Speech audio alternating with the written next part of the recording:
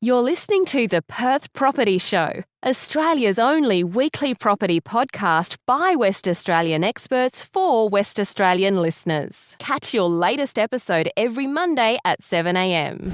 Good morning, everyone. Welcome to the Perth Property Show. My name's Trent Fleskens, your host as always.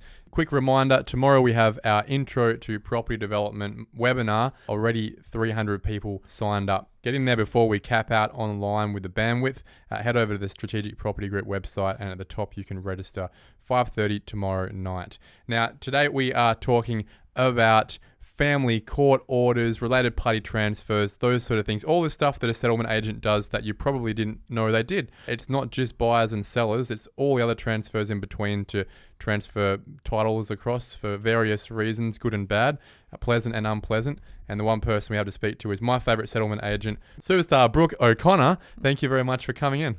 No problems. Mate, I appreciate you walking a couple of metres across the room from Strategic Settlements office. Thank you very much, mate. Let's talk about that whole space I just mentioned there.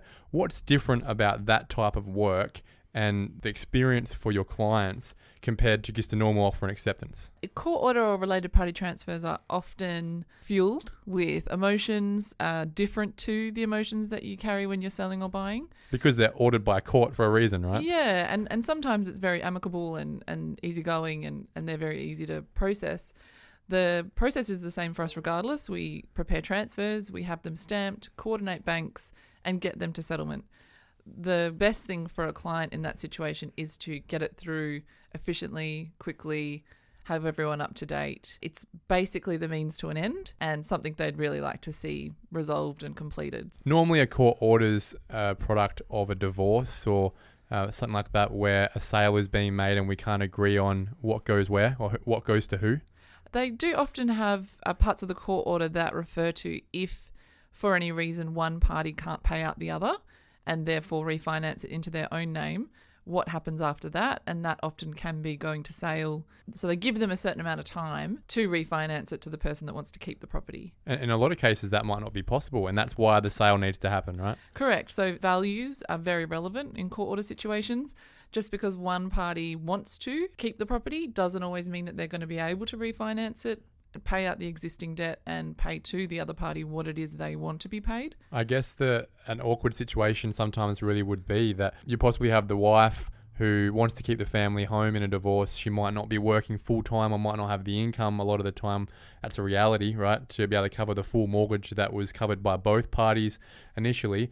And as much as she'd like to keep the home, there's a court order that says you need to sell it because you can't get a loan to keep it.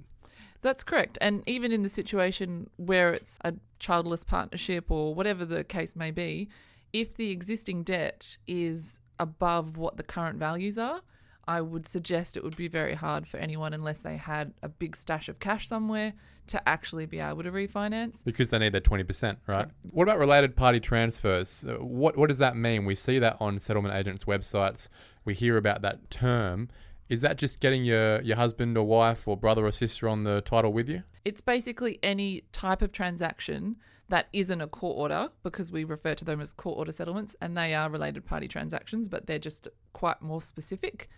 But a related party is anything else. So where there's no money involved? Money, no money, anything. So Okay. Often we see the consideration as gift, natural love and affection. There could be an actual amount. It might just have been a verbal agreement.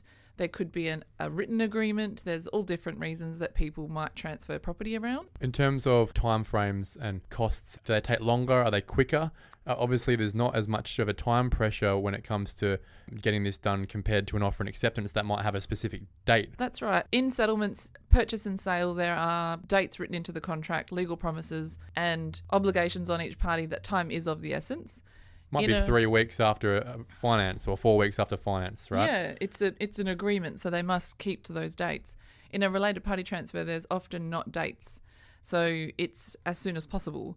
And that's how long is a piece of string. If you're asking somebody to arrange their loan documents, what time frame are you giving them to do that? So it's generally as quick as the parties would like it to be effected and as quick as we can possibly make it happen. And which government authority are we going through to get that done? Is it different to a normal sale and purchase? Nope, all of the same agencies. Most of the time cannot utilise the electronic settlement platform. They don't do part shares, so we can't do it on there. It'll always be a paper settlement. and there's usually banks involved, always state revenue and always Landgate. Okay. Are they generally put to the bottom of the pile because they're not time sensitive? Would that make a difference with regards to how long it takes to get done, or are they all treated equally? We personally like to have a turnaround time for a client from when they engage us to when we complete. We can try and pull them forward a bit if they have some sort of urgency or they need to get it through. If we can, we will. They definitely don't get put to the bottom of the pile, but we can't make things happen simply because people want them to be done in a week. They do take time. So you're looking at about 4 weeks. That is sometimes a bit of a misunderstanding with people that come in, clients, that it's a quick form, a week later it's done. We're sort of, as a settlement agent, you can be beholden very much so to how long it takes Landgate to process these documents or courts to process these documents, right? We can't start the process until we have sealed court orders in a court order situation. The related party transfers, once documents are signed up, we can start the process for the client. Then it's up to their instructions. So it's a lot of managing expectations. One word that I hear a lot when we're talking about related party transfers, especially, is the word called probate. How does that come into things? How does that affect timeframes and the processes, really? So probate is obviously where one of the registered proprietors has passed away and the property isn't being treated in a survivorship capacity where if they were joint tenants with another owner, the other owner would just take their share.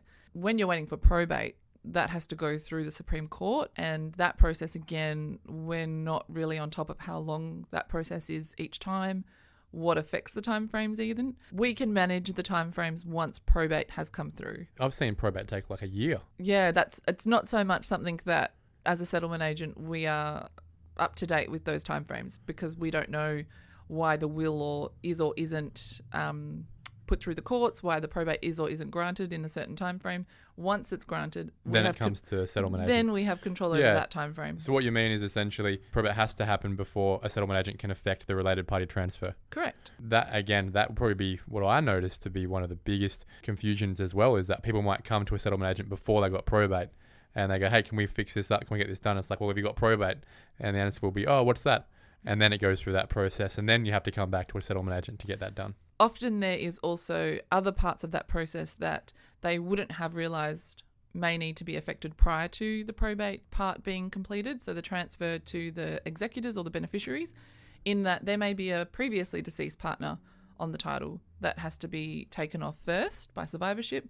A lot of the time the title is lost, so we have to do a lost title application. So there can be quite a lot involved simply in an estate being transferred to its executors. With regards to settlement agent fees, when it comes to court orders and related party transfers, again, transfers that are not from sale and purchase, are they normally more expensive or less expensive than a normal settlement from a buyer and a seller? I would say they're definitely less, being that the risk and the timeframes that we're working to aren't actually going to penalise parties most of the time. Secondly to that, we could be talking about a change of name by marriage. That's, in a way, a related party transaction, where we are just changing the name on the title. If someone's refinancing, we're adding the spouse for no stamp duty because they're refinancing.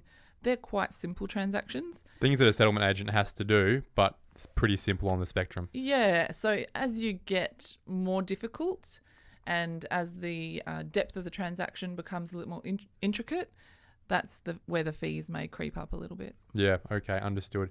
I think what's really important to note here is that there might be a lot of people out there wondering, geez, my old man or my mum's just passed away, or I'm looking to get my spouse on, I've been putting this off for a few years, or we're looking, inheriting some property from my parents and they're still alive, all those things, what do we do? I think the first person to call is just a settlement agent because this is what they do every day. I would suggest that, yeah. And even though we do only process the end part of the whole process, we know what we need to get to that point. You can provide a level of guidance as to, look, you might be at stage A and we can only help you at stage C, but this is what you need to do from B.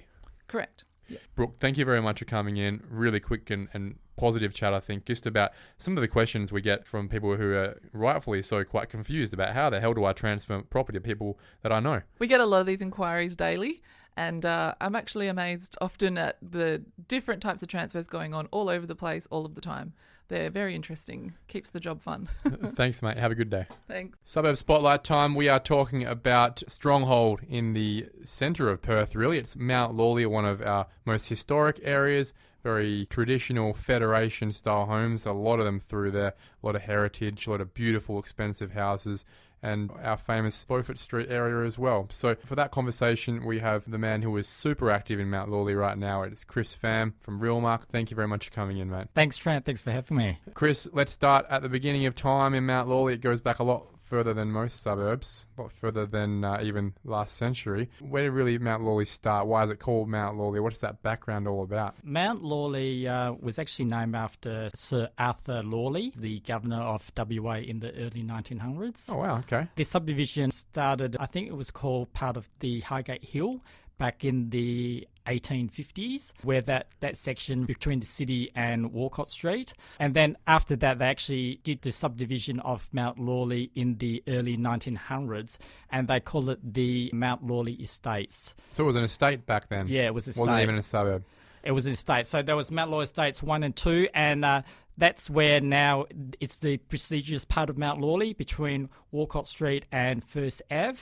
And it borders Railway Parade, and the other side is Alexander Drive. That whole area there, the estate's actually quite nice because they plan it around all the hills and so forth, so the streets aren't necessarily all straight. It's quite an undulating suburb, right? Yes, That's why it's it called is. Mt Lawley. That's You've got correct. some really good views of the city. You do. And one of the most famous streets, the most expensive street, is Hillview Road. And from that, you get spectacular views of the city. So the blocks are all very large, and the people that lived there were government officials and so forth. So Well-to-do at the time, yeah, even. That's Yep. correct. And even today, obviously, that just given the price point, there's not a lot of development opportunities in Mt Lawley, so most of those homes are still big, they're still expensive, the land's expensive, the houses are even more expensive. You can have some record prices in Mt Lawley on a monthly basis. Yeah, you can. All that area there is still very low zoning, or zone R10. There isn't any... and it's also part of Stirling Council Heritage Protection Area, so you'll find that you can't knock those properties A lot of down. those Federation homes especially, they're there to stay. Yes, they're there to stay. Got That's some, correct. beautiful, a lot of access streets as well, like Longroyd and Woodroyd and North Street. Lawley Street, those sort of, North Street. Some of those areas, you look at the homes and you think, holy moly, they're multi-million-dollar homes, they've got views of the city. Why would people choose to live in Mt Lawley rather than somewhere in the western suburbs? Because the price points are fairly similar. Mount Lawley is one of those areas whereby there's a buzz happening because it's so close to the city. You also got access to the river. There's also good schools as well.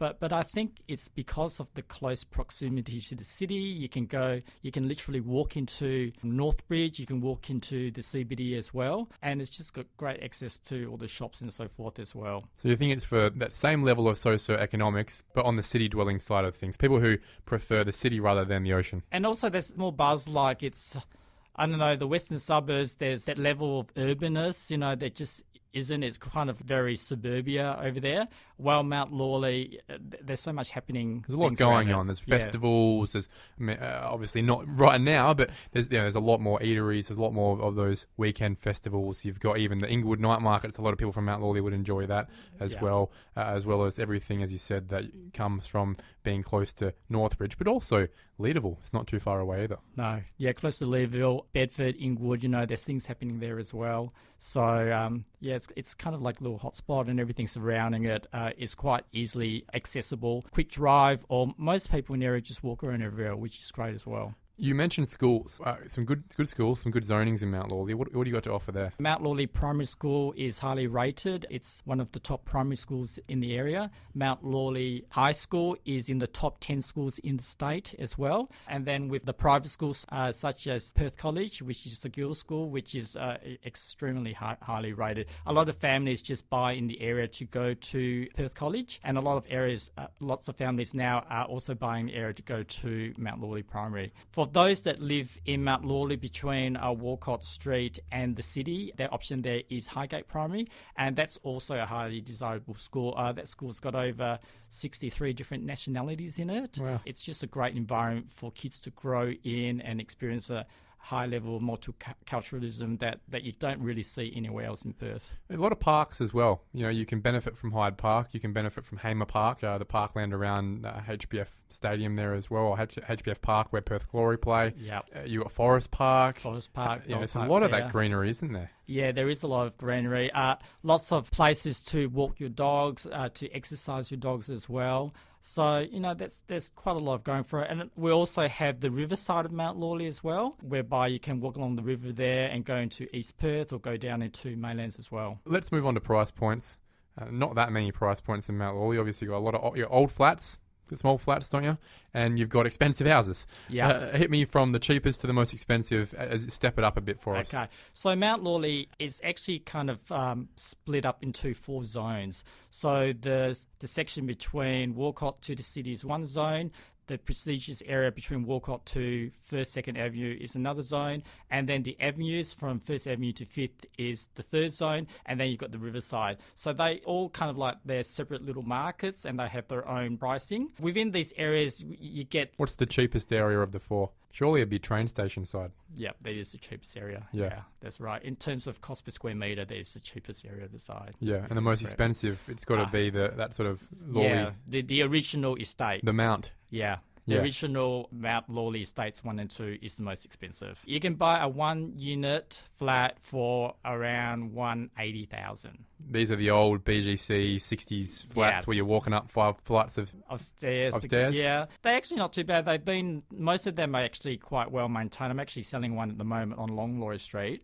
It's in a small complex of just 16, just a one-bedder. But, you know, location's great. The bus comes out in front, very well maintained and great location, and you're surrounded by multi-million-dollar homes. It's a cheap place to be for the same lifestyle as the guy in a $3 million house next door. That's correct. And the great thing is the rent, you can rent those out between $220 to $250 per week. So great investment return as well. And then from there, you go to your $700,000 to $800,000 homes, you know, older style homes on smaller blocks like 300 square metre blocks. Are these the old 3x1 villas? There's not really much villas in Mt Lawley. These tend to be the older 1920s, 1930s subdivided homes in between Walcott and the city. You can get some of them up to about 800,000. Okay, all right. So we're talking the really high density stuff just on the southern side of Mt Lawley. Yeah. On the North Perth border. That's correct. Okay. Yeah. And then from there you then step into the $1 million properties whereby it's a full block. And that's also between Walcott Street and the city. In the avenues, then you're getting to early ones, and then you're getting to the bigger blocks, you know, 600 square metres. And then once you get into fully renovated, it goes to 1.2 to 1.5. And then in the estates, that's where you're getting from 1.5 to $3 million.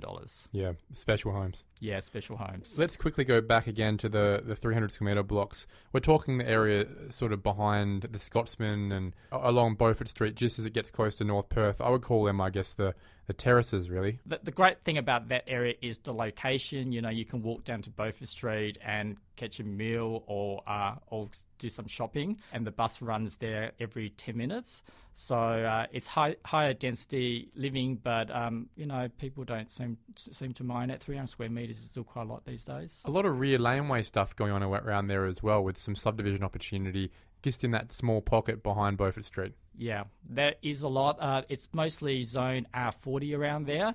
On the other side of Beaufort Street, it's zoned R50. So there's a lot of opportunities. Like someone can buy a single residence for about $1 million, subdivide it, do up the front, and sell it off for around $900,000, and build something on the back and sell it off for about $1 million. So there is a lot of money to be made. Yeah, they're tightly held blocks, so there's not many of them. They are. That's the other problem. They are very tightly held. A lot of people that own those blocks have lived there. Like, it's mainly a lot of Europeans have settled there in the 1950s, and they have stayed there to now. Until they go into a nursing home or whatever, it's hard to get into the area. Yeah, some deceased estates, I guess. That's mostly what's happening.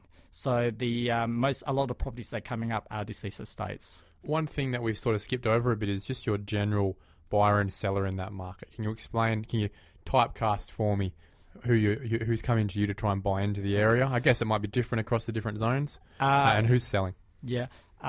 Most of the buyers are young professionals. They love the proximity to the city and want to start their families, their new families there, especially in around the $1 million price bracket. When you get into the larger properties, I'm finding that they're also young families, but with quite a large salary, and that they're buying fully renovated or something to renovate in the avenues. The type of people that are selling, you've got the two extremes. You've got downsizers, so they've got their huge mansions. They no longer want to maintain them, but they want to live in the area. So they still want a large home, but not necessarily the large quarter-acre block. So they're looking at selling. And then the other people, the ones which have lived there for a very long time and just, selling because it's a deceased estate or whatever. And then you've got, lots of bits in between where people are looking to upsize as well, like living in the area but want to move to a better position street or better location and so forth. So a lot of people are buying within the suburb, recycling through. Yeah, definitely a lot of buyers in the suburb. So you see, I guess people sort of like Trig last week, where Sean Hughes was saying people pay as much as they have to just to get in, and then from that point move up the ladder within that suburb. That's what a lot of people say, we just want to get into the area, live there for a couple of years, renovate. And then as things grow over the years, their property value will increase. They've done all the renovations and then they either look to move to something bigger as the family gets larger, or if they're there for a really long time, then downsize, 20, 30 years down the track. Do you think there's much of a market for the new apartment buildings that have come up in the last couple of years? Have they done well? The large apartment complexes have mainly attracted younger groups of people that like to live in the area but don't necessarily afford the $1 million median price, because these apartments tend to be about the $550,000 to $600,000 price range. But I do see like the 3 bedrooms, the penthouses, they do attract a lot of the downsizers. Yeah, I mean, for me, I think there's a great market there for some more, as you said, large format boutique developments where you've got, up to maybe 12 to 16 3x2s to allow for that downsizer coming out of their $1.5 million place on the avenues, pop up right next to to Beaufort Street in a $1.3 million beautiful 3x2 150 square metre apartment. I think that would be fantastic for the area. And guess what is coming? Oh, great. So, do you know the old Highgate Dry Cleaners site there on Beaufort Street, literally next to Mary Street Bakery? That's being developed by Barry Boltonus. Yep. And he's putting in a showroom in the next couple of weeks there, and that's what he's developing there. They're going to be like 3-story apartments. It'll be great to see how well they're taken up. Yeah, I reckon they'll do quite well. It's going to be very boutique. It's going to look amazing, and the fit-out's going to be amazing as well. So he's briefing me on that in the next couple of weeks, so I'll definitely have some information there for people. Great. Let's move into that last part of the segment today, Chris. It's the median house price. Chris Pham, what is the median house price in Mt Lawley? It hovers around $1 million. So it's been hovering a little bit above, a little bit below, but it's around the $1 million mark. Is it a fair median house price? Does it fairly reflect most, a good median in Mt Lawley? Yeah, it is. We don't really have much outlying sales in the $2 to $3 million. Most of the sales are definitely around the $1 million price range. So if you had that in your pocket today, what would you buy with $1 million? I would buy an old character property that's on an R40, R50 zoning, do that up, subdivide, and sell off the front and build something and sell off the back. Like a Grosvenor Street, something like that? Yeah, definitely. Yeah, I think that's a really interesting little spot there. It has probably the best of both worlds in that area. You've got Mt Lawley, Beaufort Street, but you've also got the North Perth Hyde Park space really close as well. And at a stretch, a walking distance from the city for work too. So I think you're right in the middle of the action in that area. You're surrounded by most of the most amazing amenities. Like you said, Hyde Park, so much going on Beaufort Street. The bus comes every 10 minutes. You can easily walk into the city as well. So, and it's just a great place to live. There's buzz about it. The neighbours, everyone's really friendly. And there's just so much happening there as well. Chris, thank you very much for coming in to chat Mt Lawley today. I look forward to having you in again soon.